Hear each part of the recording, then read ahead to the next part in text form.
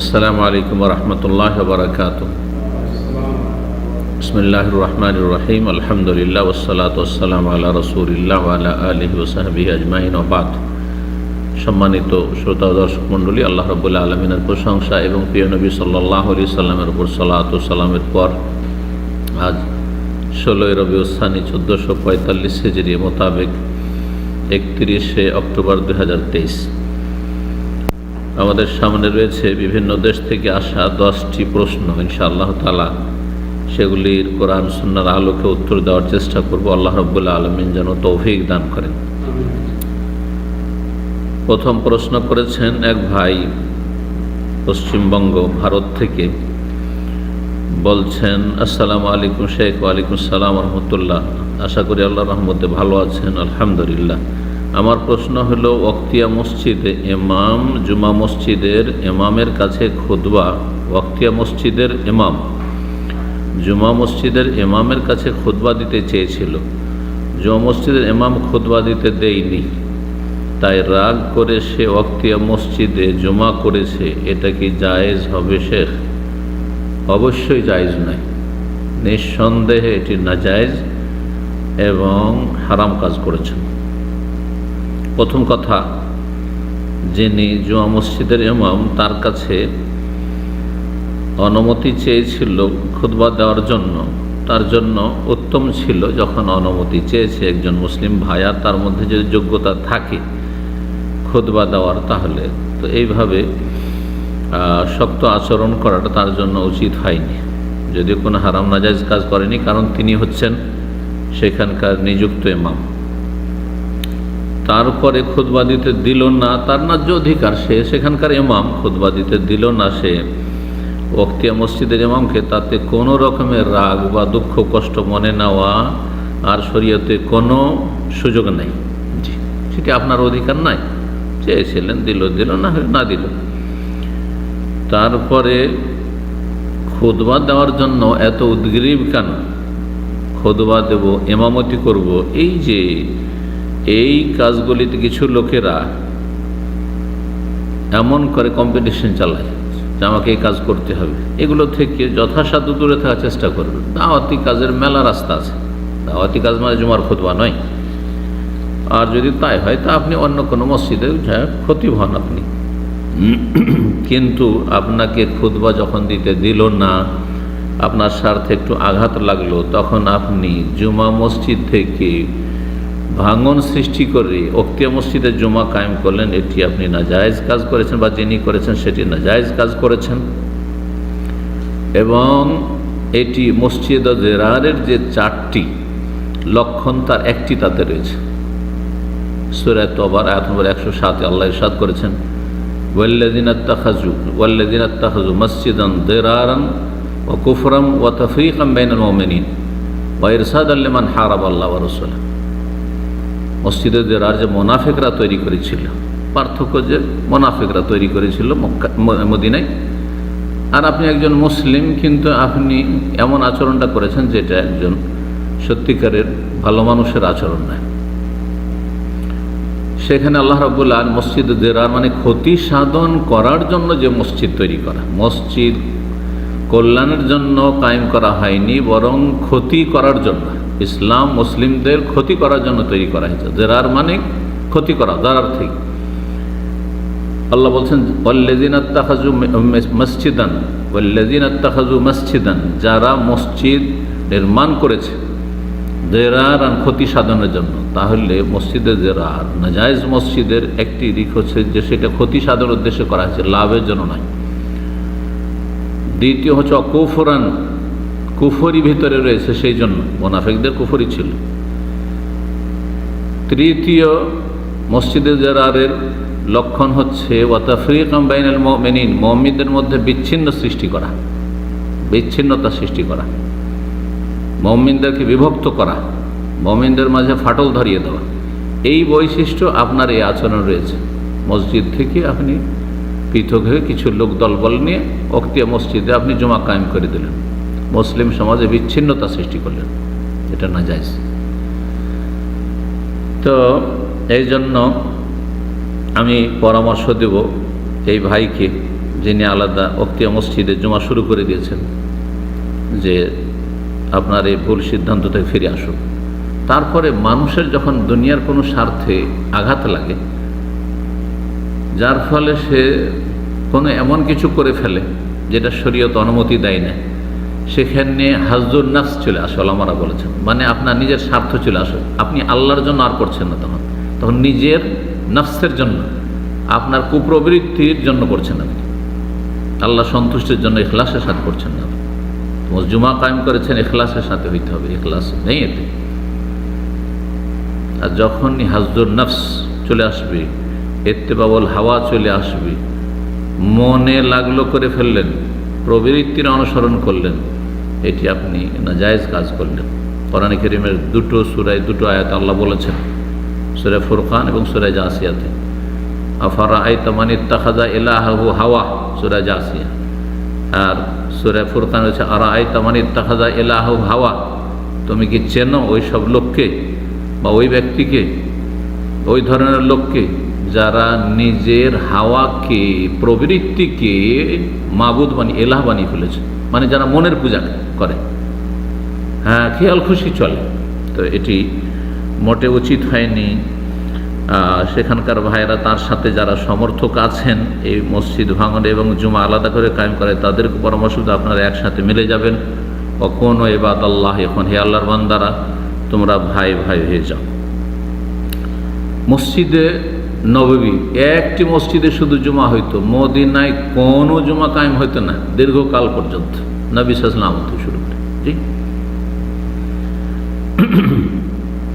শরীয়তের আসল বিধানই হচ্ছে যে একটি বিশাল গ্রাম 500,000 লোক আছে, অথবা আশেপাশের কয়েকটি গ্রাম মিলে একটি জুমা মসজিদ হবে, এইটা আসল শরীয়ত। কিন্তু আজকাল মুসলিম সমাজের অধিকাংশ এর উপর আমল না করে একই মহল্লায় মহল্লায় জুমা মসজিদ, মহল্লায় জুমা। এটা শহরে যথেষ্ট সংখ্যায় লোকেরা বসবাস করে, সেখানে হয়তো প্রয়োজন রয়েছে, কিন্তু গ্রাম অঞ্চলে মোটেই প্রয়োজন নেই যে একটি গ্রামে একাধিক জুমা মসজিদ থাকবে। ওক্তে মসজিদ অনেক থাকতে পারে। 2 নম্বর প্রশ্ন করেছেন, আসসালামু আলাইকুম শেখ। ওয়ালাইকুম আসসালাম রহমতুল্লাহ। যখন আল্লাহ তাআলার কথা মনে পড়ে, তখন মনে মনে একাধিক আকৃতি ভেসে উঠে না? মোটেই এটা জায়েজ নয়। আপনার সামনে ভেসে উঠবে, সাথে সাথে সেটাকে দূর করে দেবেন মন থেকে।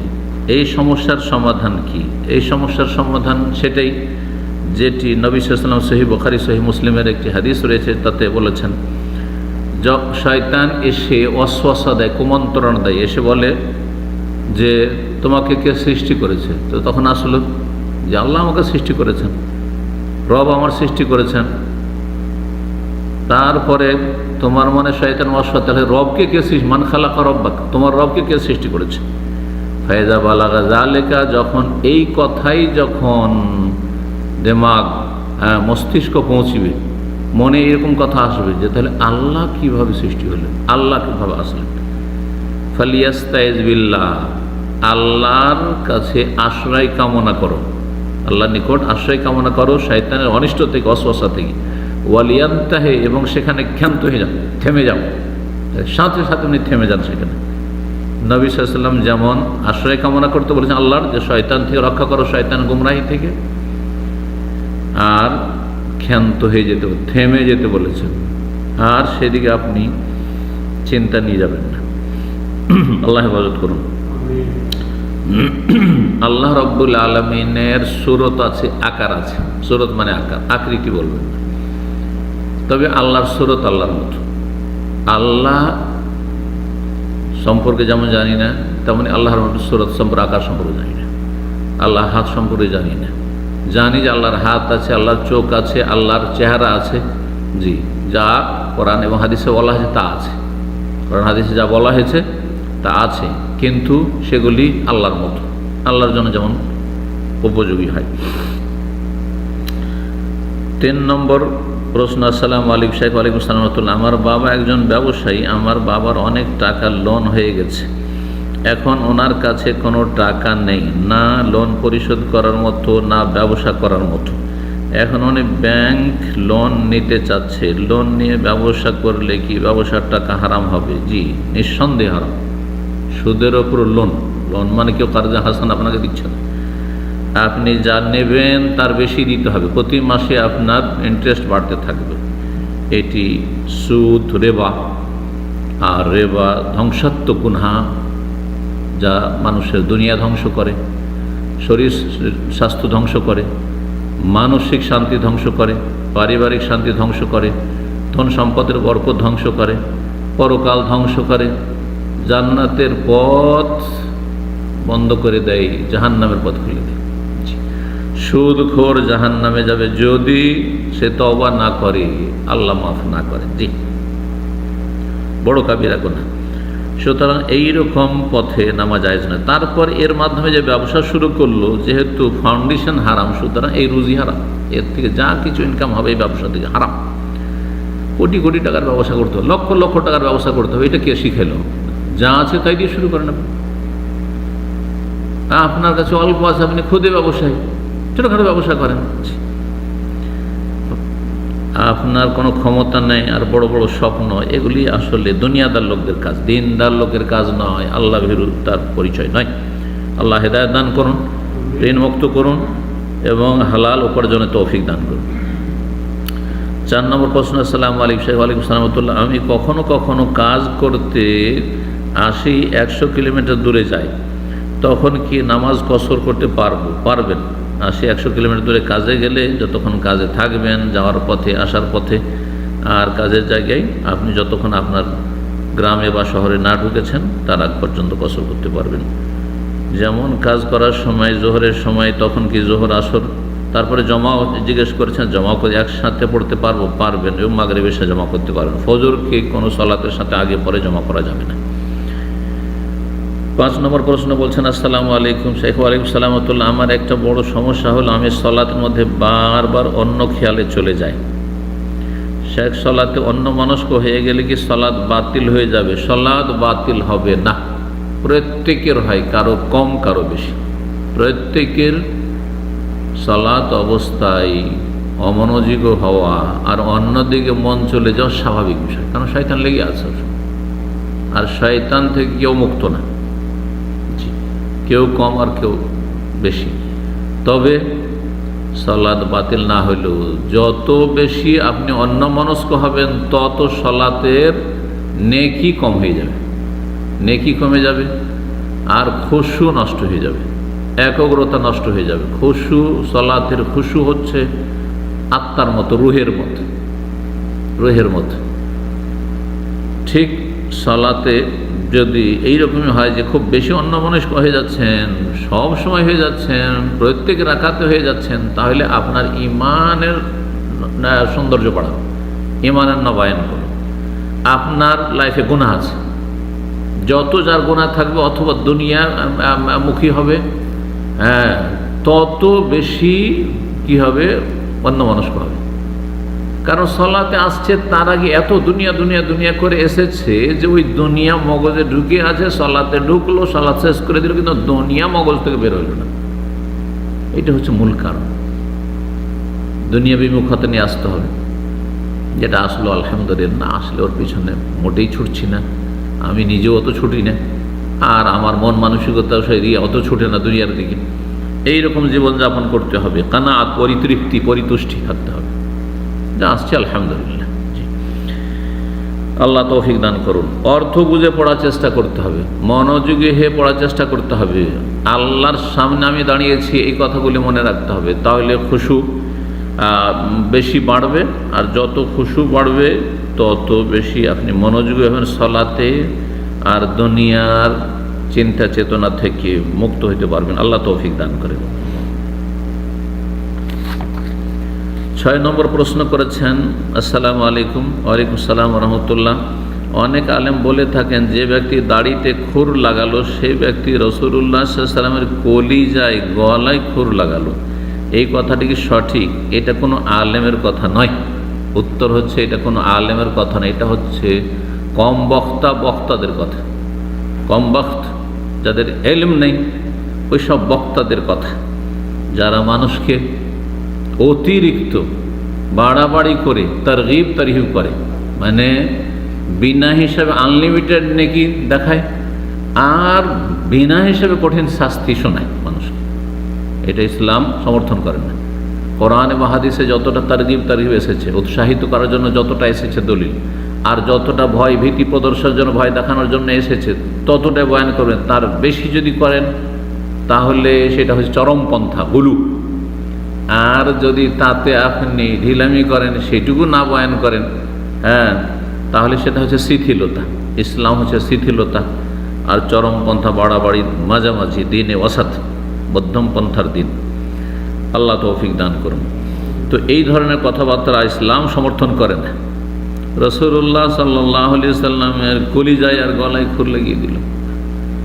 তাহলে ইসলামের যে ফরজগুলি রয়েছে, 5 ওয়াক্ত সালাত, তারপরে সিয়াম, রোজা, তারপরে আপনার যাকাত, হজ, আর তারপরে মহিলাদের হিজাব, পর্দা, এর চাইতে বেশি দাড়ি গুরুত্বপূর্ণ?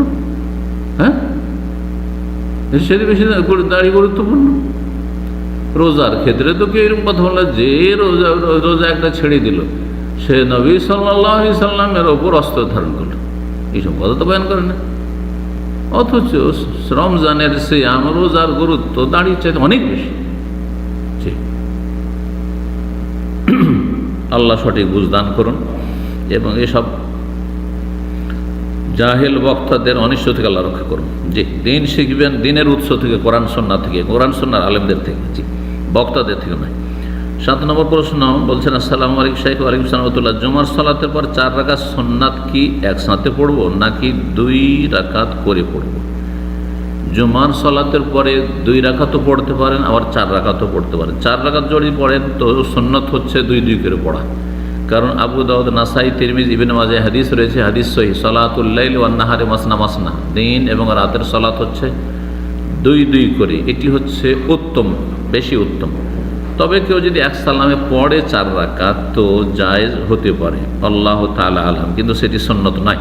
নবী সাল্লাল্লাহু আলাইহি ওয়াসাল্লাম, সাহাবায়ে কেরাম থেকে এক সালামে 4 পড়ার কোনো প্রমাণ নেই। একমাত্র জোহরের আগের যে 4 রাকাতের হাদিস রয়েছে তাতে রয়েছে কথাটি, কিন্তু সেই হাদিসটি দুর্বল। যে হাদিসটি সম্পর্কে সঠিক গবেষণা হচ্ছে যে সে হাদিসটি দুর্বল, অনেকেই সেটিকে দুর্বল বলছেন, হ্যাঁ, যায়িফ হাদিস।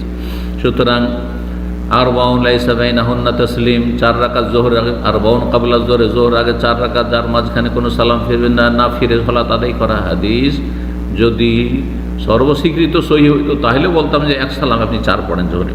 এই জন্য আরবরা জানে না, আরবরা 4 রাকাত পড়া জানে জোহর আগে আছে, কিন্তু এক সালামে পড়া অনেকে জানে না, আর জানে যে হাদিস সহি নয়। জি।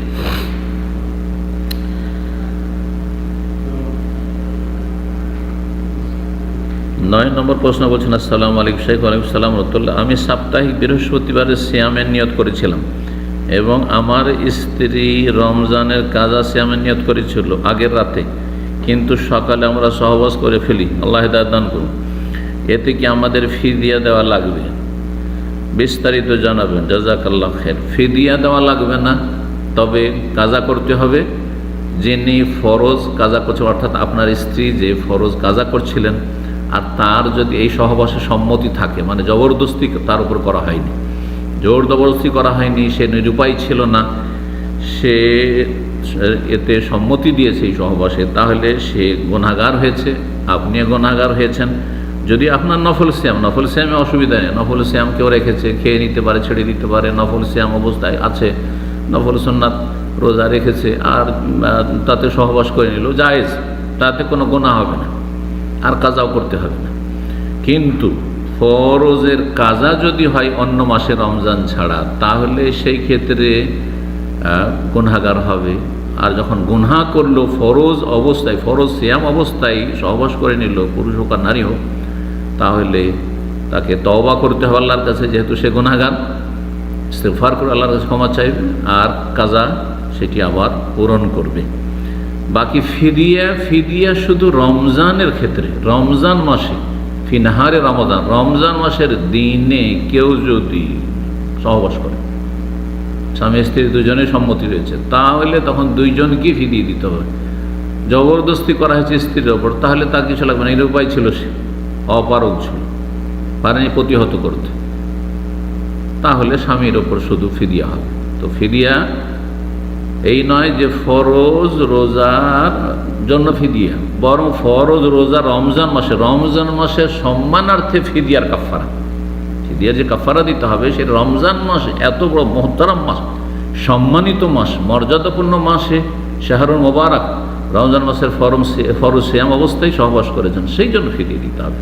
আশা করি এই বিষয়টি মনে থাকলে আর কোনো রকমের বুঝতে অসুবিধা হবে না। 10 নম্বর সর্বশেষ প্রশ্ন বলছেন একজন, আসসালামু আলাইকুম শেখ। ওয়ালাইকুম সালাম। আমি একজন ছাত্র, আমার এখানে ইচ্ছায় অনিচ্ছায় ম্যাডাম আর সিনিয়র মেয়েদের সালাম দেওয়া লাগে, এইটা কি রিয়া বা শিরকের অন্তর্ভুক্ত? দয়া করে বলবেন। এখানে শিরকের আবার কি আছে, আর রিয়া লোক দেখানোরই কি আছে? ম্যাডামকে, মহিলাকে সালাম দেওয়া যাবে যদি ফিতনার আশঙ্কা না থাকে। আর ম্যাডামের সাথে, যেহেতু ম্যাডামের কাছে পড়ছেন আপনি, সেটা কি জায়েজ মনে করছেন আপনি মহিলার কাছে লেখাপড়া করা, তাহলে সেটাই আপত্তিকর আসলে, যে সে খোলামেলা থাকবে, চেহারা খুলে থাকবে, অনেক সময় মাথা খুলে থাকবে, আর ম্যাডামের কাছে আপনি ছাত্র হয়ে পড়ছেন আপনি। হ্যাঁ, ছাত্রী ঠিক আছে, মেয়েরা মহিলার কাছে পড়ছেন, তো আপনি একজন পুরুষ মানুষ, যুবক মানুষ পড়ছেন, এটি তো আপত্তিকর। আর তারপরে সালাম দেওয়াটা আপত্তিকর না। যদি কেউ পর্দা করে থাকে আর সালাম দেওয়ার সেখানে ফিতনার আশঙ্কা না থাকে, সালাম মহিলাদের দেওয়া যাবে, নেওয়া যাবে, সরাসরি রাস্তাঘাটে দেখা হলে দেওয়া যাবে। আর স্কুল কলেজ মাদ্রাসাতেও দেওয়া যাবে, সালাম দেওয়া যাবে। বোরকা পরে আছে আর সালাম দিলেন, কোনো অসুবিধা নেই, ফিতনার আশঙ্কা না থাকলে হলে। সালামটা যেন কোনো চোরা রাস্তা না, হারামের জন্য চোরা রাস্তা নয়। যদি চোরা রাস্তা কোথাও হয় যে সালাম দেওয়ার মাধ্যমে ইন্টার করলাম, তাহলে হারাম, সালাম দেওয়া হারাম এই ক্ষেত্রে। বলছেন যে এটাকে শিরক হবেন না, শিরক মোটেই না। জি, শিরক বুঝেননি, শিরক সম্পর্কে একটু পড়াশোনা করতে হবে, শুনতে হবে। যেহেতু এরা বেপরদা, তাদের সালাম দেওয়া জায়েজ নেই। বেপরদা হইলে সালাম দেওয়া যাবে না, এই ফতোয়া কোথায় পেলেন? এটি চরম পন্থা। জি, গুনাহগারকেও সালাম দেওয়া যাবে, মুসলিমকে সালাম দেওয়া যাবে, মুসলিমকে সালাম দেওয়া যাবে। কিন্তু যদি দেখা যায় কোনো পাপের অবস্থায় রয়েছে, তাকে সালাম না দিলে তার সংশোধন করা যাবে, তাহলে তার চিকিৎসামূলক তাকে সালাম দেবেন। হ্যাঁ, একজন ধরেন একেবারে হারাম কাজে আছে, মদ খাচ্ছে, তাহলে সালাম দিবেন না? জিনা করে সালাম দিবেন নাকি? হ্যাঁ, জুয়া খেলছে, সালাম দিবেন নাকি? কবিরা গুনাহ। কিন্তু বেপরদা হয়ে রয়েছে মানে এই নয় যে গোটা শরীরে কাপড় নাই, হয়তো চেহারায় কাপড় নাই, মাথায় হয়তো আছে, তাহলে চেহারা বিষয়টি ইখতিলাফি মাসলা। আর মাথাও যদি খোলা থাকে, তো এমন নয় যে সালাম দেওয়া না জায়েজ, এমন নয় আসলে বিষয়টা। জি, চরমপন্থী হবেন না। এই ফতোয়া কোথায় পেলেন যে যদি বেপরদা থাকে তাহলে সালাম দেওয়া জায়েজ নেই? প্রয়োজনে জায়েজ আছে। যেখানে সালাম না দিলে ক্ষতি হতে পারে, অবশ্যই সালামের গুরুত্ব বেড়ে যেত। জি, সালাম দিতে হবে। প্রয়োজনে যদি দেখেন যে সংশোধন কোণঠাসা করা যায় বেদাতিকে সালাম না দিই, তাহলে বেদাতিকে আসল হচ্ছে সালাম দিবেন না। কিন্তু বেদাতিকে সালাম না দিলে আরো ক্ষতি হবে, তখন সালাম দিতে হবে, বেদাতিকে সালাম দিতে হবে। তো সবসময় একই রকমের চিকিৎসা সব রোগীর ক্ষেত্রে চলে না, সব রোগীর ক্ষেত্রে একই রকমের চিকিৎসা চলে না। জি, এই ব্যাপারটা নিয়ে অনেক চিন্তা আছে, কোনো চিন্তার কারণ নয়। কারণ একজন মুসলিম হিসাবে রিয়া বা শিরক করতে চায় না, এখানে শিরক আর রিয়ার কোনো প্রশ্ন নেই, যেহেতু সালাম একটা ইবাদত। জি, সালাম ইবাদত, আর সালাম মুসলিমদের ইবাদত এবং মুআমালাত ইবাদত, আর এমন ইবাদত যেটি আখলাক, উত্তম ক্যারেক্টার, উত্তম চরিত্র, ইসলামের শিষ্টাচার। সালাম একটি আদব। হ্যাঁ, জি। আর সালাম হচ্ছে মানুষের সাথে মুআমালা হাসানা, ভালো আচরণ। সুতরাং ভালো আচরণ করবেন আপনি, মুসলিম ভাই বোনদের সাথে ভালো আচরণ করবেন। প্রয়োজনে সালাম না দিলে যদি খারাপ আচরণ হয় সেটা বোঝায়, তাহলে অবশ্যই শিক্ষক শিক্ষিকাকে সালাম দেবেন, যে সালাম নেবেন। এখানেই প্রশ্ন শেষ হচ্ছে এবং প্রশ্ন উত্তর শেষ হচ্ছে। আল্লাহ রাব্বুল আলামিন যেন আমাদেরকে সঠিক কথা জানার তৌফিক দান করেন, বলার তৌফিক দান করেন, মেনে চলার তৌফিক দান করেন, চরম পন্থা বর্জন করার তৌফিক দান করেন, শিথিলতা থেকে আল্লাহ বাঁচিয়ে রাখেন। আল্লাহ রাব্বুল আলামিন মুসলিম উম্মার হেফাজত করেন, সংশোধন করার তৌফিক দান করেন। ও সাল্লাল্লাহু সাল্লাম নবিয়ানা মুহাম্মদ ওয়া আলা আলিহি ওয়া সাহবিহি আজমাইন।